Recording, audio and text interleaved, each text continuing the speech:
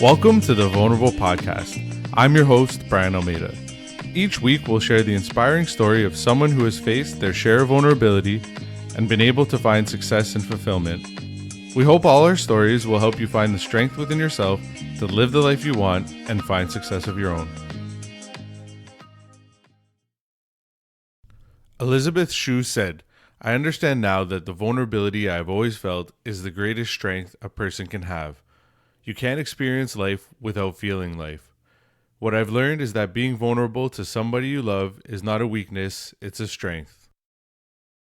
This is episode 6 of the Vulnerable Podcast with Silke Glaab. This episode is definitely a little different from the rest. To begin with, the guest had her own opinion on the word vulnerability that turned out to be quite eye-opening for me in the end. It also sparked some thoughts on this podcast where we discussed her different opinions. Her thoughts on vulnerability are that it should be more about looking within and finding your inner strength by expressing what we feel inside our body. During the interview, she provides many tips and tricks that we can all use to become a better version of ourselves. Things like paying attention to the way our body feels when certain emotions arise and acknowledging these feelings instead of reacting based on our emotions. She's an executive coach and consulting psychologist with an over 15-year career in counseling and coaching. She helps executives and experts to overcome burnout, anxiety, and stress in 4 sessions so they can take their work and life to the next level. She is also a recognized member of the Forbes Coaches Council and a rapid transformational therapy practitioner. Ladies and gentlemen, it's time to get vulnerable with Silke Glaab. Hi, Silke. Thank you for coming on the Vulnerable Podcast. You were referred to me by our mutual friend, Dr. Natalia Vyhovsky. I'm excited to have you on. I've heard that you have a little bit of a different perspective on this whole vulnerability subject, and so I can't wait to hear it. So thank you again for coming on. And thank you very much, Brian, for inviting me to your show. Thank you. So the first question I like to start off with on every episode is, what is your definition of vulnerability? Yeah, for me, the definition of vulnerability is I have to raise my concern first. I don't like the word, because I'm coming from the psychological side, and from this side, you have to protect people who are vulnerable. So why would you say that in a positive sense? Mm-hmm.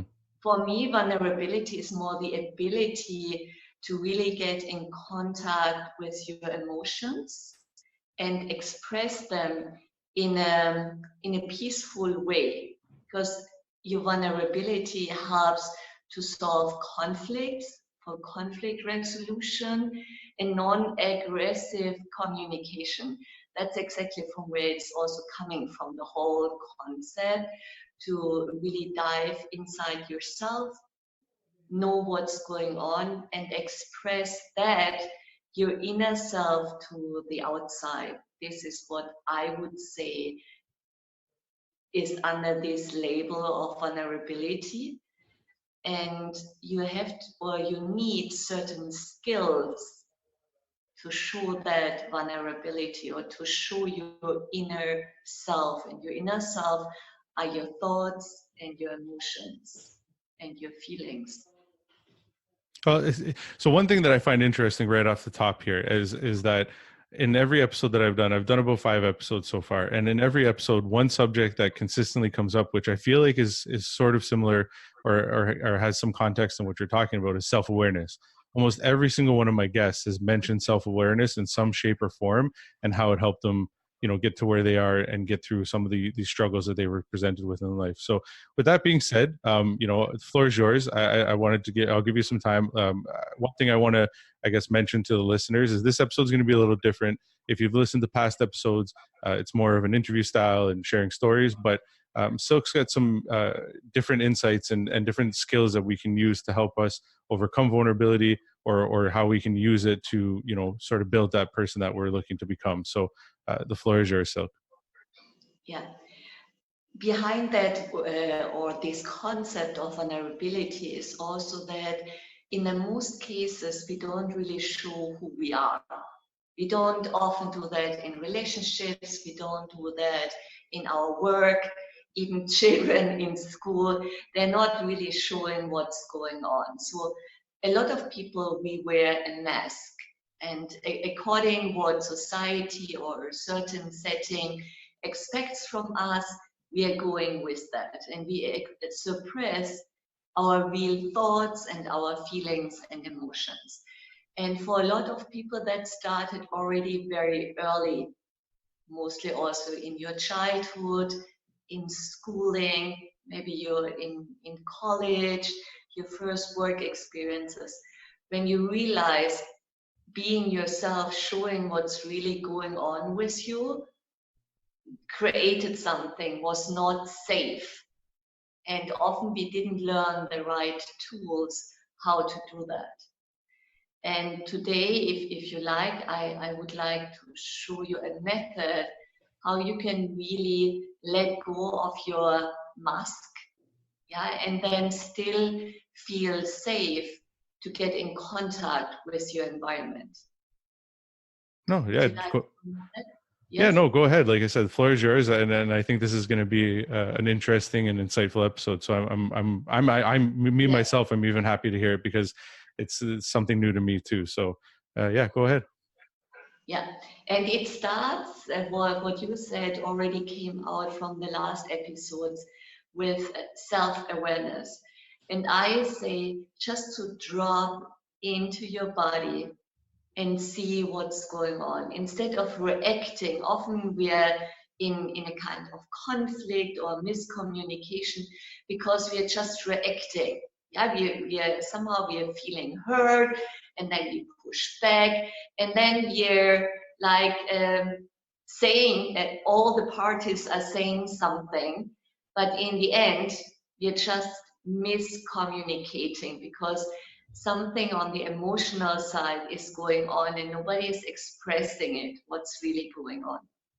Yeah, we're exchanging thoughts and words, but we're not really expressing what's going on from the inside. And to know that is the first step, to drop into your body.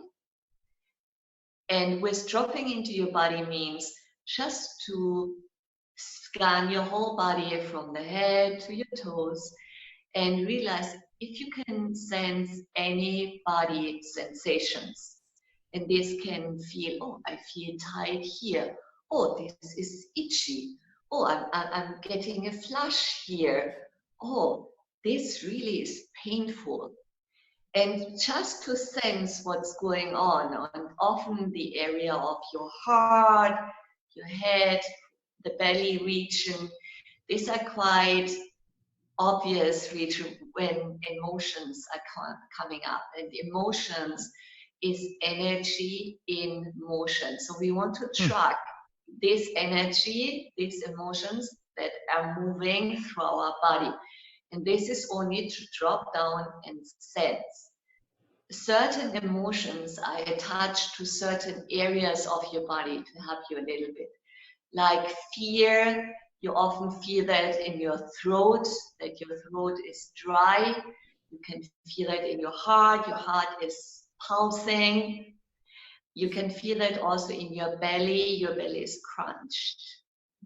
Anger, you can feel often in your face, in your gum region here, in your, how you call that? The Jaw. the jawline.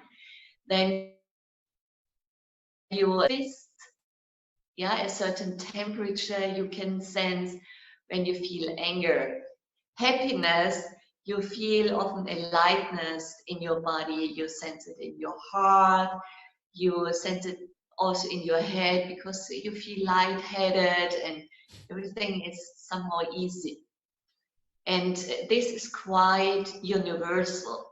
These emotions, there was a study where they asked people to describe what kind of sensations they get when they're angry, sad, happy, and then they made like a topography of all these body parts.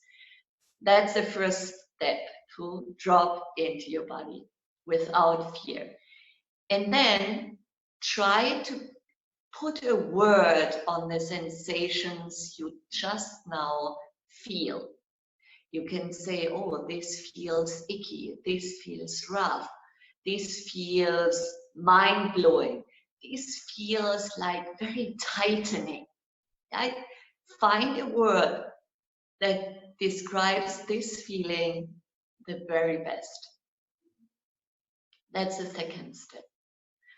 And then, if you're a little bit more skilled and you're quite familiar with sensations, you can come up with more a wider spectrum of feelings. This can be first you make sad, glad, bad, angry. This is what the most people are feeling, or happy. And then you can differentiate more and more what it actually is. There is an up, by the way, and it helps you to trace where on the spectrum of your emotions you are. Are you more on the negative side, on the positive side? How is the intensity? And then they help you to really explore different forms of emotions and attached feelings to that. Yeah, I can give you this up later. You can maybe also put that in the show notes. Yeah, after that, then the third step is to express what you're feeling. It's like when you say that, I feel really itchy. Or right now my throat feels very dry. Right now I feel that my belly really crunches. I feel sad. And this is really what you say in conflict resolutions and opening up to face your vulnerability. That in fact is an inner strength, because if you can really express what's going on in your body, you have control over your emotions before they reach even your brain. Because there is a second part. The first part is if you get triggered, then a chemical cocktail is released in your body that causes these body sensations. And these body sensations, they're normally come and go. Yeah, they're passing by. They're not all the time there. There's a certain time span that this energy is moving. If you keep on now with the second step, that these emotions become a feeling, because there is a kind of sensor in your middle brain and it senses what's happening in your body and then it labels it. And then this is often too late. Then you're out of control because it was done unconsciously. Unconsciously, your brain labeled what's going on in your body. And it's not necessarily always true, but then you lost the game. So it's better consciously you think what's going on and sense what's going on. And this is another part of your brain. It's the frontal cortex. That's the cortex that human beings have. Yeah, for planning and action and whatever. And if you're able to be in the present moment and sense what's going on, then you can label what kind of feeling it is. And then you're in control of this emotion, and then you're in control of the conversation, and you can say, oh, with this you really triggered something. I feel really tense now. Without reacting, because your midbrain has maybe labeled the sensations in your body without you knowing that you are being attacked. And now I have to attack back. Yeah, I have to defend myself. If I have now labeled myself and controlled the emotion, and I say, oh, this, what you said, triggered something, and now I feel tensed, I'm not reacting, I'm just expressing what's going on inside me. And this is a totally different energy than responding back with aggression or responding back with tears. Yeah? You can say, or something really, hurt is not a good word. Yeah? It's more describe what's going on. It brought in tears. This really made me cry, or I can sense tears coming into my eyes, yeah? Or whatever it is.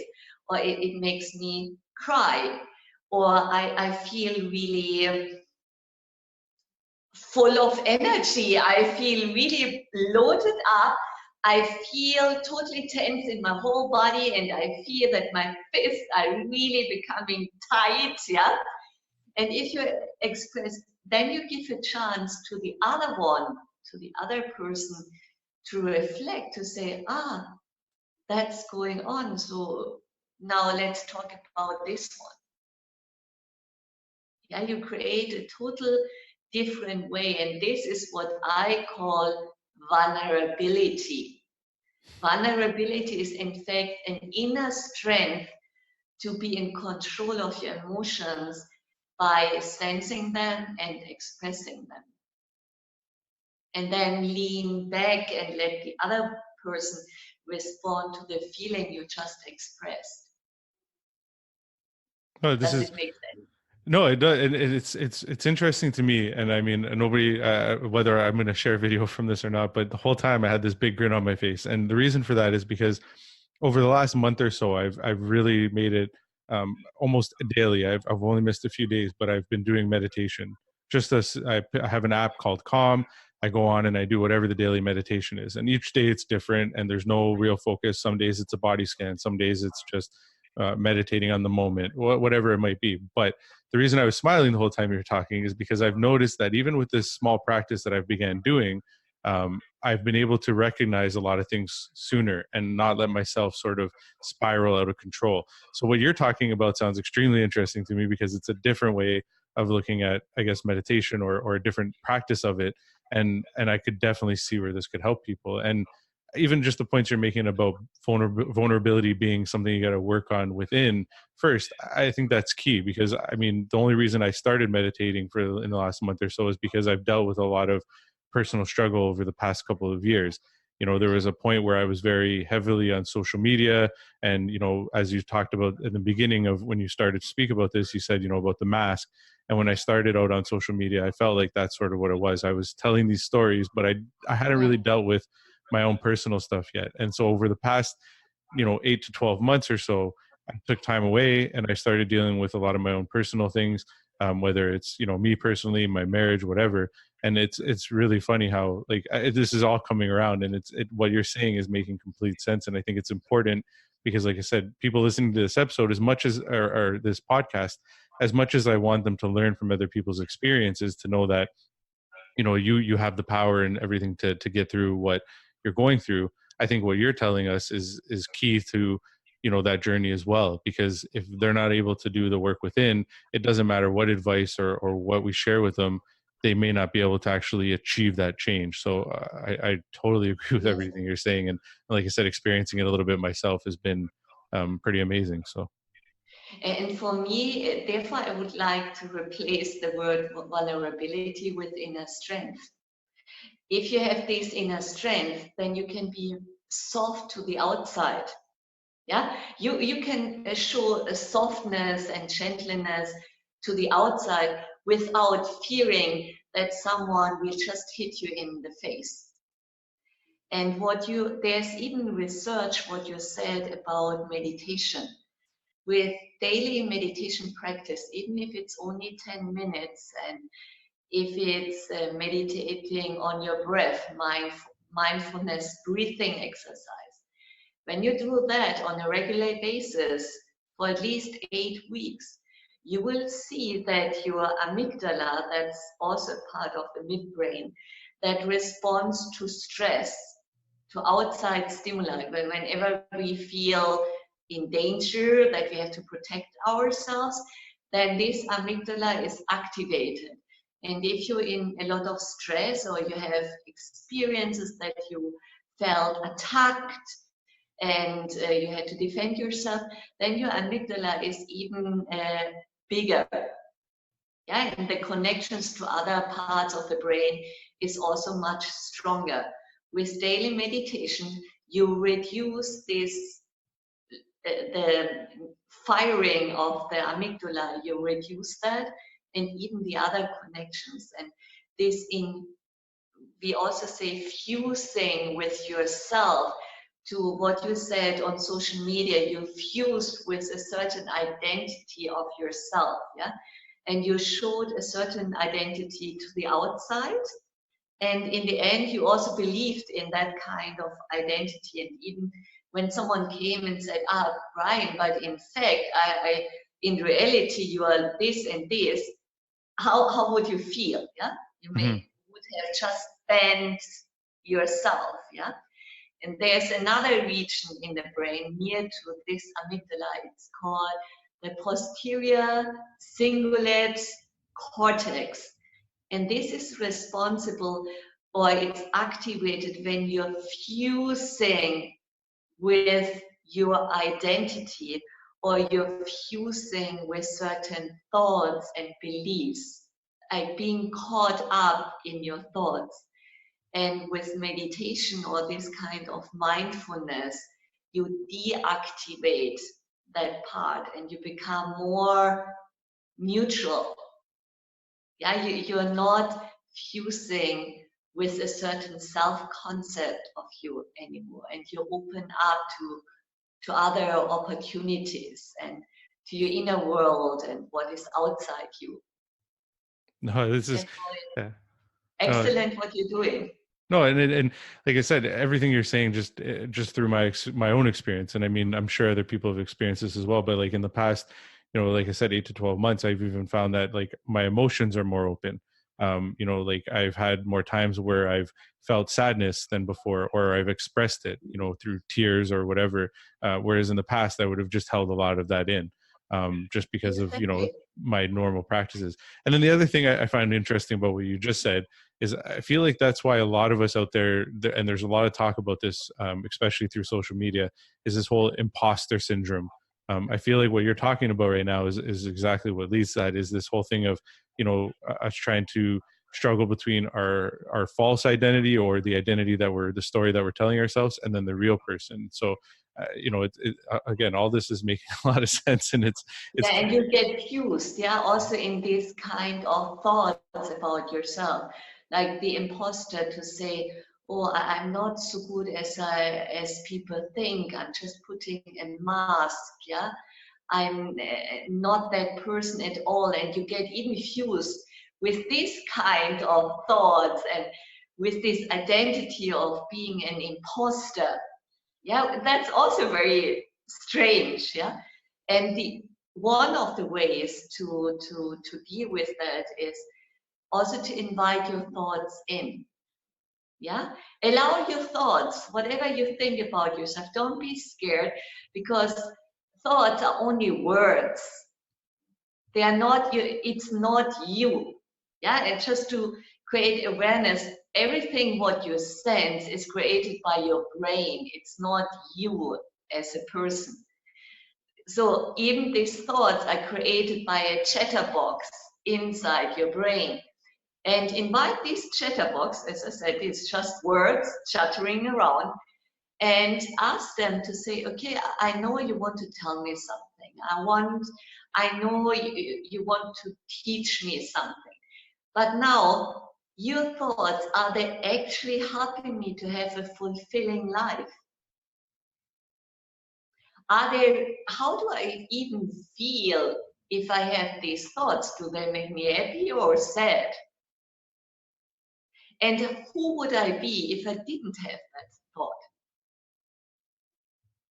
That's another technique, to invite these thoughts in and then appreciate them, give them or assume that they have always a good intention. And they have a good intention because our brain is constructed to survive. And these thoughts are also there to make you survive and you say, yeah, it's great that you're reminding me and this, but now actually, are you really helping me? So Yeah, it's and like, if I have that thought, how does it make me feel? And without that, would I feel better? Yes. Okay, then that's better for me right now. it's the whole concept of not letting your thoughts take control, I guess, is what you're talking about, Exactly. is that Yes. I mean, I struggled with a lot of negative self-talk, especially towards the end of last year and the beginning of this year. The whole, what story are you telling to people? Who are you really? You can't do this, or maybe you can't do that, or, all these sort of things were something I was definitely struggling with a lot towards like I said, at the end of last year and the beginning of this year.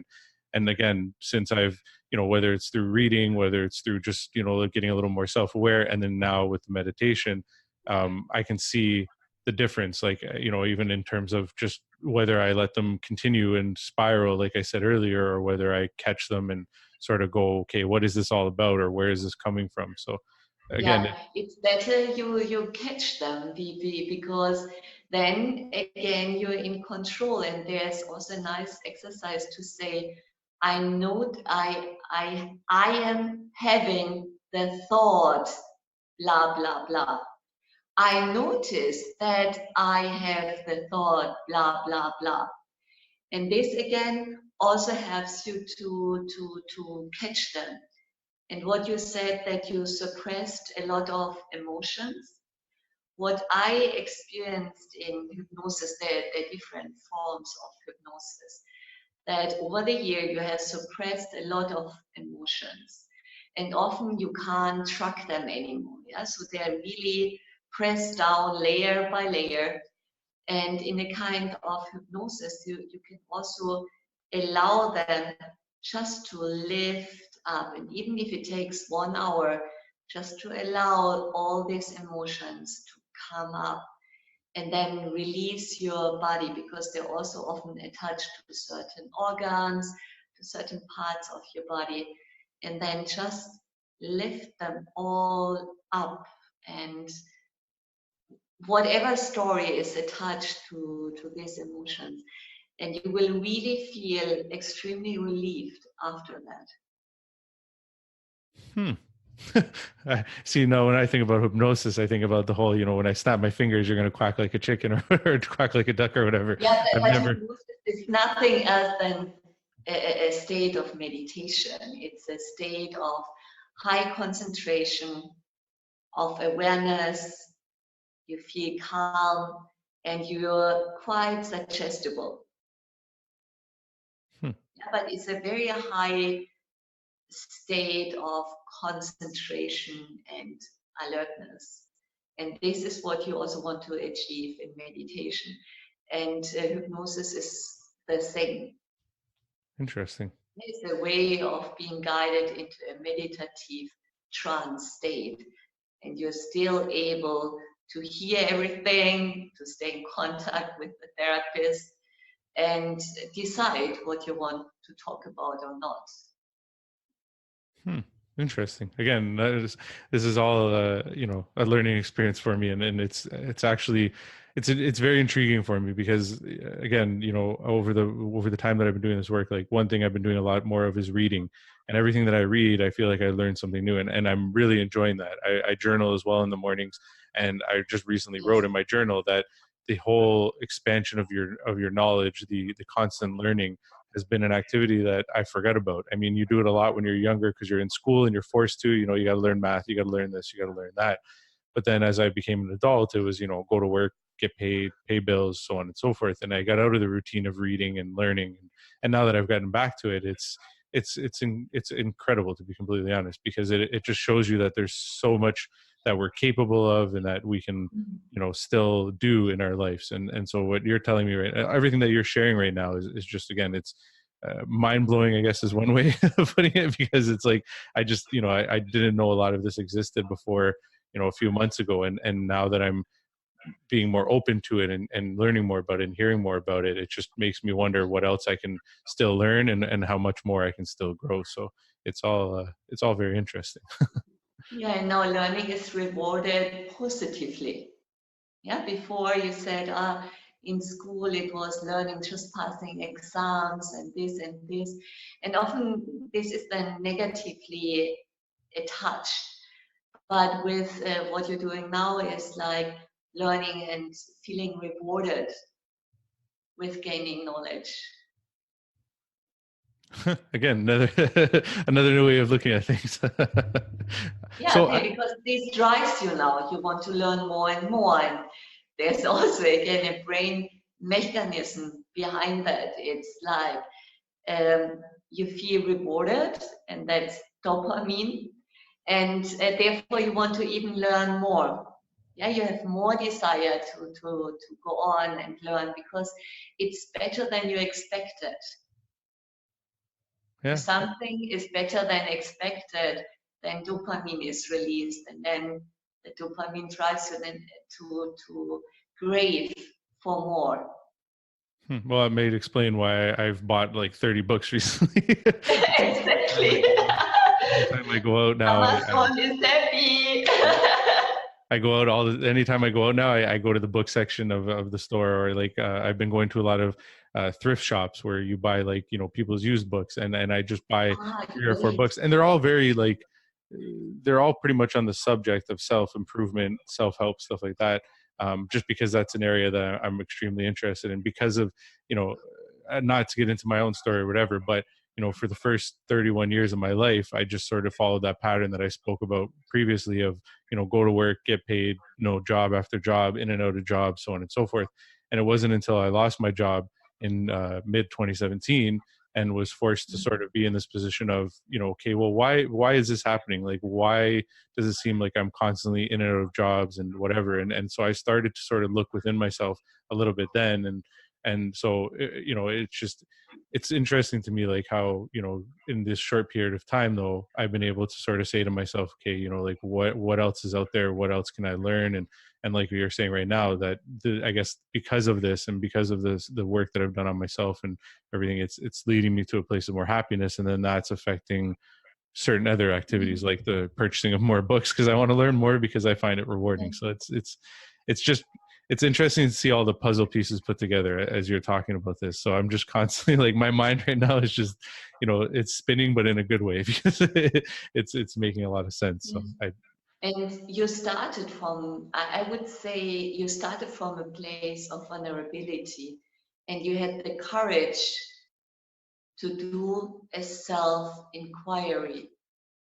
And this brought you where you are right now. You're not that person of 2 years ago, but it started with a vulnerable point in your life, like a trauma, yeah, to lose a job, and you were not prepared, but you were courageous to go inside yourself, and that's already a big strength.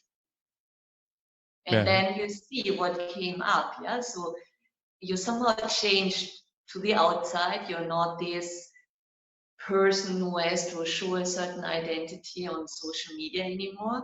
You can say, yeah, that's Brian, how he is.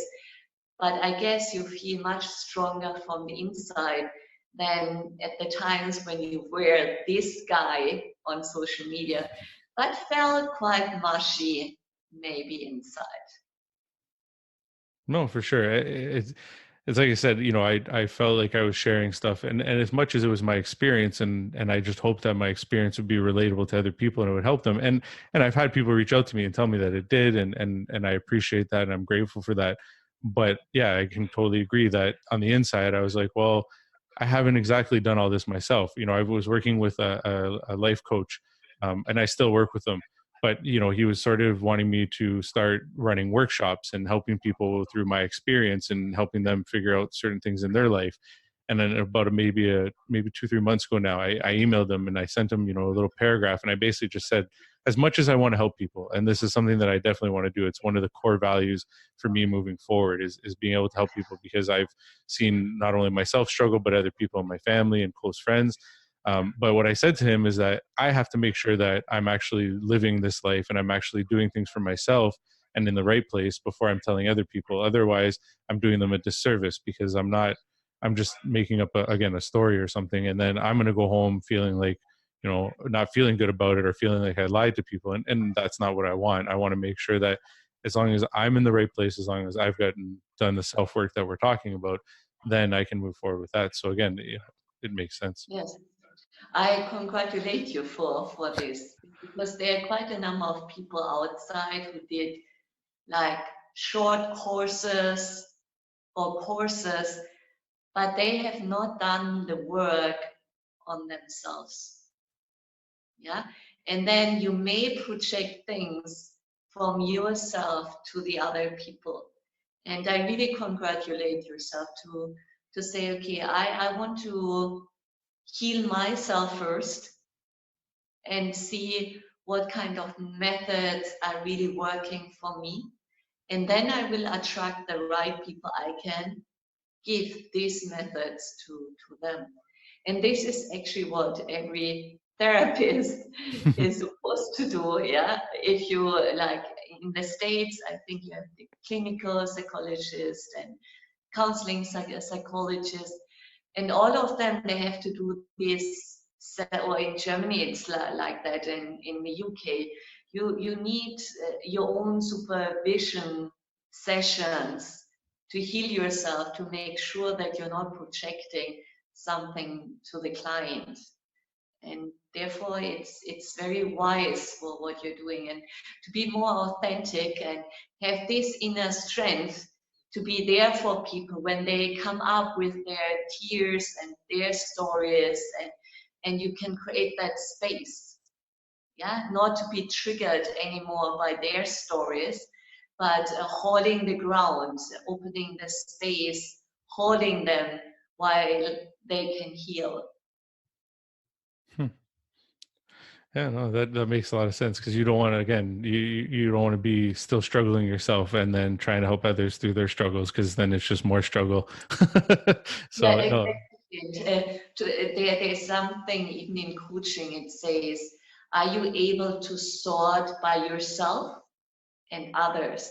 So this means, can you stay by yourself because you have handled certain things so that you can be there for the other person?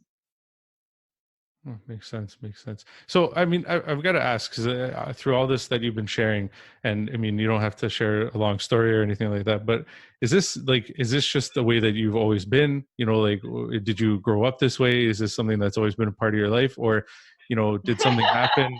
Did something happen at some point that put you into this direction? Because I got to imagine that, people, because otherwise I feel like everybody would have this knowledge and would want to be experiencing this. I mean, like, I've shared the few examples here where I decided to do this and do that, but that's only because of my own personal struggles at the end of the day that led me there. So, again, you don't have to share a long story if you don't want to. It's completely up to you, but I'm just Yeah, curious, I guess. yeah, yeah.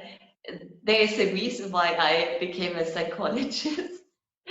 And I think this was then the journey I took from there. Yeah, it had something to do with my own childhood, with my experiences as a teenager, then what also happened in my family, because one of my parents had a mental disorder, and it was really affecting all of us. And then you really learn to sort by yourself, yeah, to take the mask to the outside, ensure that everything is okay at home, because we even had a business in a smaller town. Everybody did know each other, so we had to make sure to the outside everything is just okay, while nothing really was okay. One part was okay, but not everything. And then it was not conscious, or it was consciously chosen, that I studied psychology, because I couldn't decide between subjects to study. It was more like, okay, it has everything what I want. I never wanted to become a clinical psychologist. There was something like organizational psychology. You could go into businesses, organizations. This is where I started. And then, long story short, I didn't become a clinical psychologist, but I did a lot of trainings and NLP, in trauma work, in breath work, in systemic work, in hypnotherapy, in theta healing, and to create my own box. And with this method, I also healed myself. So I attended as a participant, I healed myself, and then I learned these methods. That's So interesting. my classical way. So they actually helped me a lot to heal. And then I figured out these were actually very powerful tools. And then I collected them and created my own Elevate Intensive. See, and so I don't know if you noticed, or and I'm hoping that over time, as I build out this podcast, and people really focus on the title and the way that I spelt this podcast. So although I use the word vulnerable, the word able is what I've sort of put in capital letters at the end of my title, because for me the and I want to say similar to your thoughts on it, but for me the whole thing of vulnerability is how it helps us, like how we can be vulnerable, but then be able to overcome it and get through it. And so, I find that story that you shared interesting because, again, it goes back to all these other stories that have been shared so far. It seems to me that in some ways these struggles, whether they're internal, external, or whether it's a mixture of it all, is what really can push us to figure these things out and to grow, or to decide to go into different areas of study or different things in life. And that's sort of what I'm trying to put out there. It's not for me about just people getting on here and sharing stories about all the struggle and the bad things that happened to them. It's about how it gave them the ability to get to where they are now, to open themselves up, to find different things about their life that they want to do moving forward, whether it's a career change or just something in their life that they want to change, whatever it might be. So again, it's just interesting to me that when you told that story, it sort of correlates to what I'm hearing in other stories. Is it's like these things that happen that made you lead to where you are. And then aside from that, it seems like you have a ton more knowledge that you could definitely share on this subject because of all that different training and everything that you did. And whether it's on this podcast, which I would assume if we did that, it would go on for 2 or 3 hours. Maybe in the future we'll have to have you on again, because it seems like there's a wealth of knowledge that you've built up over the years that can help people deal with a lot of different things. Because even one of the things that you had mentioned was going through some courses on dealing with grief. And for me, I think grief was one of the things that led me also in this direction. I've had a couple people pass in the last couple of years that were very, very close to me. One of them was my grandfather, who sort of led me to this whole thought process of like, am I doing what I want to do in life? Because, life can be very short. And it was that happened because his passing was very sudden. And so it sort of got me to think, well, is the career that I'm in right now even what I really want to do, or is there something more that I want out of life?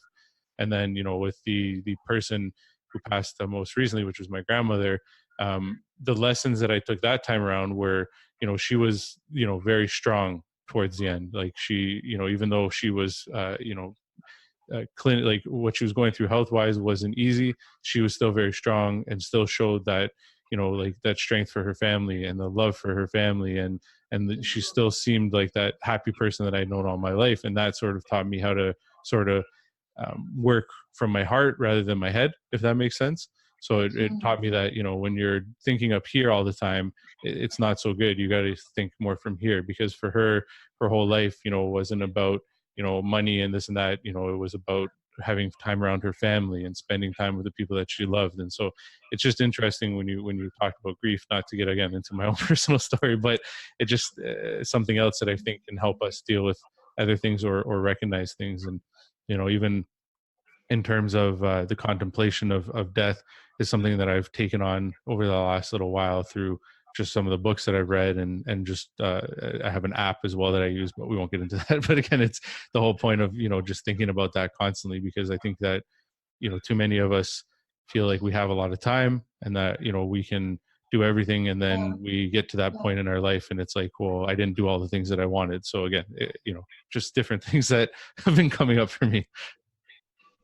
Yeah, you can also say when you see for everybody there is a time. There's a given time here. And I think it also gives you the chance to enjoy, and you can only enjoy if you're in the present. Yeah, and sometimes there's sadness, then share the sadness in the present and then let it go again. Even for me, sometimes I really worry and I can really go into that rabbit hole, yeah. And then when I'm half through, then I say, okay, what was that about now? Did I come any step further? And I didn't. And then I said, okay, let me clean the house, let me stay in the present. And then I take my broom, I clean, I'm in the present moment, just concentrating to broom, yeah? And it's this daily thing, you can be really get hooked up, yeah? And then life is not in the present, but somewhere else. It's in the future or grief, you are remembering times, things that were so happy and now it's not there anymore. And then you forget what's around you right now. And I think that's is also something to really realize. No, for sure. Again, like I said, I think that this episode could probably go on for a few hours if we wanted to dive into all these different things. And you know, I appreciate everything that you've shared so far and all the techniques that you've shared, because I think that, you know, as much as this is different from the normal episode, which there really isn't a normal because I'm only 5 or so in, but I think that this is going to be extremely helpful because, again, it's giving people actual tools and techniques that they can use in their own journey, rather than having to just sort of take from somebody else's journey and try and duplicate it. This is something that they can do with themselves. So I appreciate everything that you've shared. I want to respect your time, so I'm going to finish off here with a couple last questions. Well, one's more of a question than the other one. Anyways, one of the last questions I like to ask all of my guests. So essentially, you've shared a lot of things here today, and there's a lot of takeaways that people can take from this episode. But if you could give people 3 key takeaways, just 3 things to take away from like what you said today, or just things that they can use in their life, I would like if you could share those 3 things that they could do, so that way, you know, they can take that away from today's episode. Yeah, these were the 3 things I already shared. Drop into your body, put a word on the sensations, and express it. Perfect. Yeah, no, and that's fine. Like, I mean, again, you know, that just sort of ties Because it all for up. me, that's the most important thing. And not to get hooked up, not being caught up with your thoughts and emotions, because that's not you. This is created by your brain. Well, yeah, again, powerful stuff. The last thing I like to do on every episode is just give the person, you know, a couple minutes, whatever it takes, to just sort of promote anything that they want to promote. You know, maybe it's their social media, maybe it's programs that they have, maybe it's a book, whatever it might be. So the floor is yours. If you want to just sort of share where people can find you and anything that you wanted to promote right now, go ahead. Yes, you can get in contact with me on LinkedIn. I regularly post, especially also small videos about how to deal with anxiety, worries, stress at your workplace, burnout. So there's every week there is a certain theme, and follow me under Silke Glaab. Otherwise, go to my website, Silk, Celia like Charlie, and there you can find my program, my Elevate Intensive Coaching. You can get a sneak peek into it when you register for my webinar. That's called From Stress into Wellbeing. You will also meet Dr. Natalia again because she is the host of that webinar. And you will see what kind of techniques I'm using. And you will also learn something about the neuroscience and the psychological side of stress in that webinar. Perfect. I'll make sure to definitely put a link to your LinkedIn in the show notes and your website as well. But again, I really appreciate this. I wasn't sure what to expect, to be completely honest, because I have this whole thought process in mind of interviewing people, and this is how every episode's going to be. And like I said at the beginning, Dr. Natalia had told me that this might be a little bit different and a little different way of looking at it, and I appreciate it wholly, because it's for me, even just with what I've been going through and what I'm doing, I appreciate what you shared. But I think, again, it's going to give people some more ideas on things that they can do to get to where they want to go, and to sort of get that, in my sort of description of what this podcast is about. It's about that journey of getting past your struggles and being able to find success and fulfillment. And success has to be defined for each individual. There's no success is not the same for everybody. For some people, it might be money and cars and houses, and for other people, it might be just a life with more freedom and ability to travel and do things. So, but the whole point is that I want to help people get towards that journey. I don't want them to feel stuck or lost or anything. I want them to get to where they want to be in life. And I think what you've shared today can definitely help a lot of people start on that journey towards that. So thank you again for coming on. Thank you for your willingness to share all that. And like I said, I think, there'll definitely have to be another episode at some point, because I think that we only just barely touched on, the things that you can help us all and share with us. So thank you again, Silke, and hopefully we'll talk again soon. So thank you very much, Brian, and thank you very much, audience, listeners, to listen to this episode. Thanks a lot.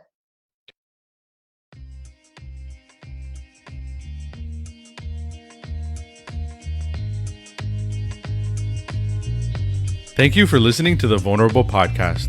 If you enjoyed today's episode, please subscribe and leave a review. It helps get the word out and means more than you know. You can also follow the podcast on Instagram at vulnerable.podcast, or on Facebook and LinkedIn by searching Vulnerable Podcast. You can also follow me on Instagram at the B.E. Almeida. That's the BEALMEIDA, or by searching my name on Facebook and LinkedIn. If you know anyone with a great story of going from struggle to success, please let me know, as I would love to interview them for the show. I appreciate you taking the time to listen, and see you next week.